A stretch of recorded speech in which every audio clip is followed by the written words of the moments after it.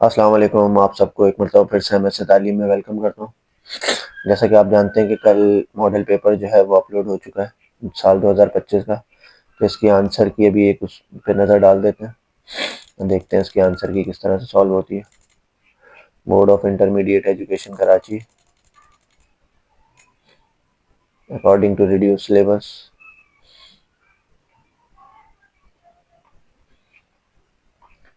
देखिए बेटा, इसमें फर्स्ट MCQs है जनरली। एक्चुअल यील्ड इज, जो एक्चुअल यील्ड होती है वो क्या होती है?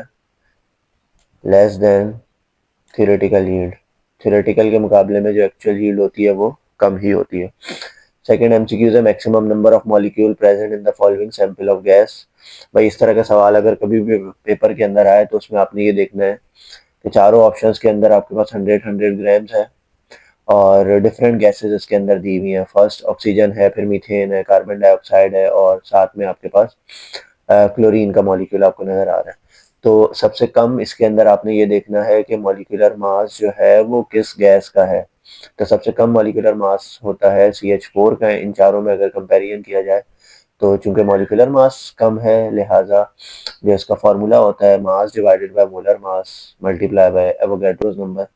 तो चूंकि मॉलिक्यूलर मास डिनोमिनेटर में आता है और जितना छोटा डिनोमिनेटर होगा उतने ज़्यादा ही नंबर ऑफ मोल्स आएंगे और greater number of molecules methane के होंगे। This crystal system has all sides equal and all angles equal to 90 degree. तो ये सब जानते हैं कि बेटा क्यूबिकल सिस्टम होता है। This contain the same number of atoms in 12 grams of calcium. तो 12 ग्राम्स ऑफ कैल्शियम, इसकी कैलकुलेशन आप वही करोगे, mass divided by molecular mass multiply by 6.02 exponential 23। तो इसके अंदर आपके पास कैल्शियम आंसर आ जाएगा जब कैलकुलेट करेंगे। The temperature at which two allotropic forms coexist in equilibrium is known as transition temperature. The volume occupied by 3.01 exponential 23 molecules of NH3 at STP is। अच्छा, जैसे हम ये जानते हैं कि भाई 1 मोल किसी भी गैस का हो, उसके अंदर 6.02 एक्सपोनेंशियल 23 पार्टिकल्स होते हैं और वो वॉल्यूम ऑक्युपाई करता है 22.4। तो 6.02 का हाफ होता है 3.01 एक्सपोनेंशियल 23। लिहाजा वॉल्यूम भी क्या हो जाएगा, रिड्यूस होकर 11.2 हो जाएगा। This is not iso electronic pair. तमाम की तमाम आइसो इलेक्ट्रॉनिक है, मतलब किसकी इलेक्ट्रॉनिक कॉन्फ़िगरेशन जो है वो सेम नहीं है। तो जैसे यहाँ पे देख लें, सोडियम पॉजिटिव और नियोन, नियोन के पास 10 इलेक्ट्रॉन होते हैं, सोडियम के पास 11 होते हैं। लेकिन जब ये एक इलेक्ट्रॉन लॉस कर देता है तो इसके पास भी 10 इलेक्ट्रॉन हो जाते हैं। तो इनकी इलेक्ट्रॉनिक कॉन्फ़िगरेशन भी सेम है, इसकी भी सेम है, लास्ट वाले की भी। सोडियम और कैल्शियम की इलेक्ट्रॉनिक कॉन्फ़िगरेशन सेम नहीं है। सिमिलरली नेक्स्ट MCQs के अंदर कह रहे हैं कि कौन सा रूल वायलेट हो रहा है। तो इस तरह की इलेक्ट्रॉनिक कॉन्फ़िगरेशन जब भी आपके पास लिखी हुई आए तो इसमें आप लोगों ने आंखें खोल के हंड्स रूल के ऊपर मार्क कर देना। Which quantum number describe the shape of orbital. तो शेप ऑफ ऑर्बिटल डिस्क्राइब करता है अजीमुथल क्वांटम नंबर।